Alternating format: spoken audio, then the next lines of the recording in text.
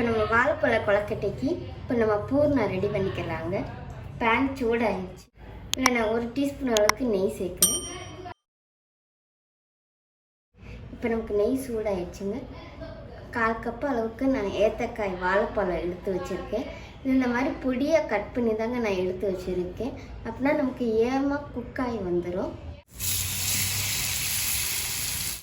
இதில் வாழைப்பழத்தை நம்ம நல்லா குக் பண்ணி எடுத்துக்கலாங்க.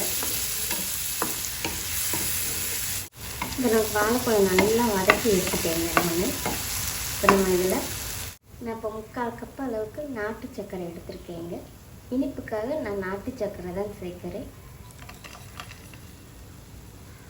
தேங்காய் வந்து நான் 1 கப் அளவுக்கு நான் எடுத்துருக்கேங்க. வாசனைக்காக ஏலக்காய் பொடி, கொஞ்சமாக முந்திரி பருப்பு இந்த மாதிரி பொடியாக கட் பண்ணி சேர்த்துக்கோங்க.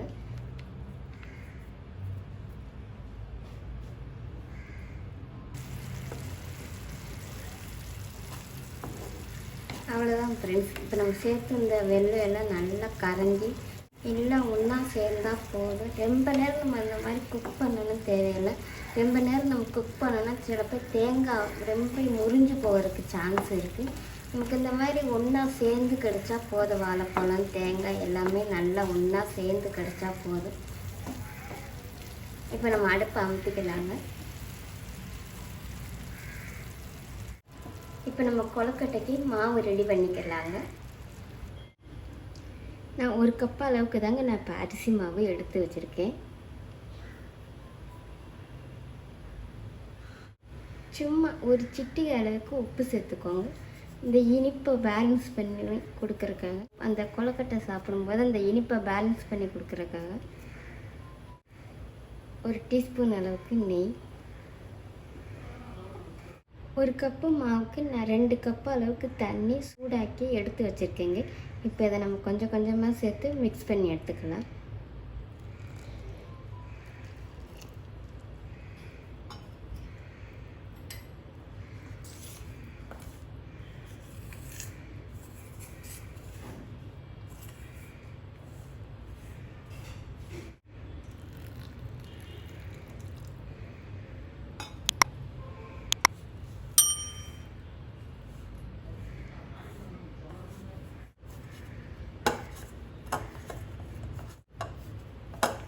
பாருங்கள் ஃப்ரெண்ட்ஸ், இப்போ நான் மாவு நல்லா பிசைஞ்சு எடுத்துட்டேன்.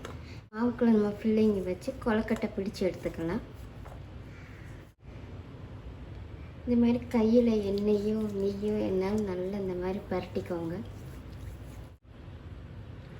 நமக்கு அந்த மாவு கையில் ஒட்டி பிடிக்காமல் இருக்கிறதுக்காகத்தாங்க.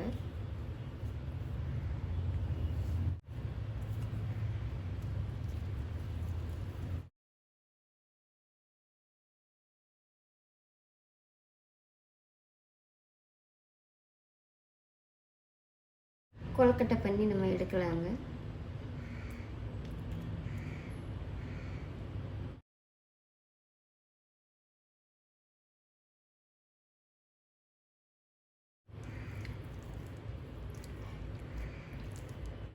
பாருங்கள், நான் இப்போ பூர்ணத்தை உள்ளக்க வச்சு கொழுக்கட்டை பண்ணி எடுத்து வச்சுருக்கேன். இப்போ நம்ம இதை வேக வச்சுக்கலாம். பாத்திரத்தில் கொஞ்சமாக எண்ணெய் தடவி தாங்க அதுக்கு மேலே நான் இந்த கொழுக்கட்டையை வச்சுருக்கேன். வெந்து நம்ம எடுக்கும்போது ஒட்டாமல் இருக்கிறதுக்காகத்தான். பாருங்கள் ஃப்ரெண்ட்ஸ், தண்ணி நமக்கு நல்லா கொதிக்குது.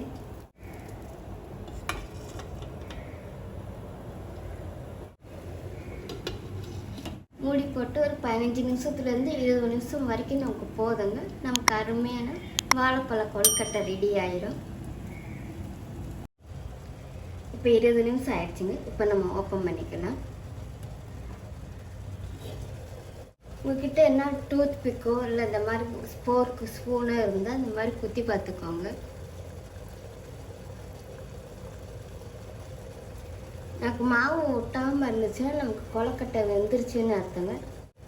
இப்போ நம்மளுடைய வாழைப்பழ கொழுக்கட்டை ரெடி ஆயிடுச்சு. இப்போ நம்ம அடுப்பை அமர்த்திக்கலாம். இப்போ இது நமக்கு நல்லா ஆறட்டுங்க. ஆறவும் நம்ம இதை வேறு பாத்திரத்துக்கு மாற்றிக்கலாம். இப்போ நம்ம சூடோடு எடுத்தோன்னா சிலப்போ கொழுக்கட்டை உடஞ்சி போகிறதுக்கு சான்ஸ் இருக்குது. அதனால தான் அவ்வளோதான் ஃப்ரெண்ட்ஸ், இப்போ நம்மளுடைய அருமையான வாழைப்பழ கொழுக்கட்டை ரெடி ஆயிடுச்சு. வெறும் 10 நிமிஷம் போதுங்க. 10 நிமிஷத்துக்குள்ளே நல்லா சூப்பரான ஒரு டீ டைம் ஸ்நாக்ஸ் ரெசிபி தான் பார்த்துருக்கோம். சாதாரணமாக நம்ம தேங்காய் பூர்ணம் பண்ணி கொழுக்கட்டை பண்ணுற இடத்துல ஒரு தடவைனாலும் இந்த மாதிரி ட்ரை பண்ணி பாருங்களேன். டேஸ்ட்டு சூப்பராக இருக்குங்க. நல்ல சிம்பிளான ரெசிபி தாங்க. மறக்காமல் ட்ரை பண்ணி பாருங்கள். ட்ரை பண்ணி பார்த்துட்டு எப்படி இருந்துச்சுன்னு கமெண்ட் பண்ணுங்கள். அப்படியே ப்ளூபர்ஸ் கிச்சனை சப்ஸ்கிரைப் பண்ணிக்கோங்க. தேங்க்யூ.